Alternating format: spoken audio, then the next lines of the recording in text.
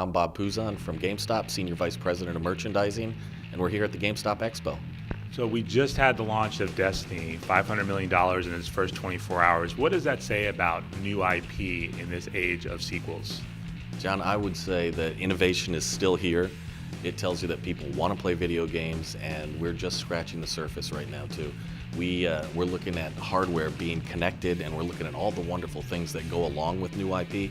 So our hardware sales over the past couple of days have been just as phenomenal as the launch last year. Speaking of hardware sales, I know Sony has been out there with their 10 million sales of PS4. How have you seen Xbox One pick up the pace since they reduced the price of the console? You know, for us here at GameStop, it's been a wonderful win because it gives us the opportunity to have two competitive platforms to be able to talk about in our stores. But the good thing is, still with the $4.99 and the Connect, we're able to upsell in our stores when someone asks, what are the opportunities, what are the abilities? So we've seen a wonderful uptick with the $3.99, but our $4.99 is still a strong driver for us. Have you seen any difference between the type of people that are buying the standard versus the Connect version of the Xbox One? You know, John, it's really all over the board. We have folks that come in, the broad consumer says immediately, I want the $3.99 version. Then they ask what the differences are. And only at GameStop, you have our store managers that are in there they're able to explain. They talk about reasons why you should buy it. And then they talk about, what will work best for you in the environment that you're going to be utilizing the gaming system in. When it comes to the fall, a lot of attention currently is on next generation, but there's still a lot of life left in current generation consoles. Can you talk a little about that? Let's start maybe with something like Assassin's Creed Rogue, where you actually have a game that's only going to be available on Xbox 360 and PS3. Absolutely. We got to see Rogue yesterday at the show.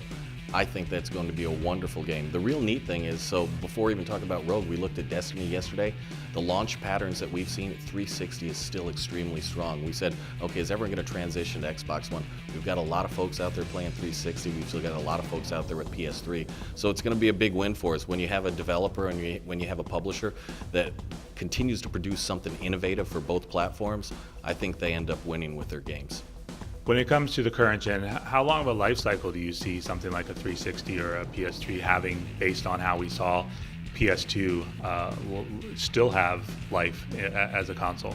Yeah, I would say with the technology and with the graphics and the things that they have, 360 and PS3 may have a longer lifespan than what we've seen with previous generations. And a lot of the things that we continue to see and we talk about with PowerUp Rewards CRM data, we've got a lot of folks out there playing 360 and PS3. So we'll continue to make sure that we market the same way. We're going to market for a new platform, and we're going to market for the old platforms because there's a big generation out there that's still on the fence trying to decide if they're going to go Xbox One or if they're going to go PS4. Have you guys seen your PowerUp Rewards people do things like upgrade to an Xbox One or PS4, whether it's through selling electronics, selling their old Xbox or PS3? What kind of patterns have we seen there since the launch of the game? I'd love to say there are patterns. It is all over the board. I think what happens is we continuously run promotions and we have all of these promos. What happens is you have the younger generation opening up a drawer, going in there, they're finding an old iPhone, an old iPod, maybe an iPad or something that's been a previous generation that they weren't sure what they were going to do with it. Now they're bringing them into GameStop, and you can reinvest into just about anything you want via technology, new games, hardware. So I think it's going to be an interesting holiday to see how many folks go back into their closets, pull out product that they may not have used for a while, and they bring it back in, that the gaming industry takes off. What role do you see exclusive games that are coming out on an Xbox One or a PS4 playing and enticing people to make that upgrade?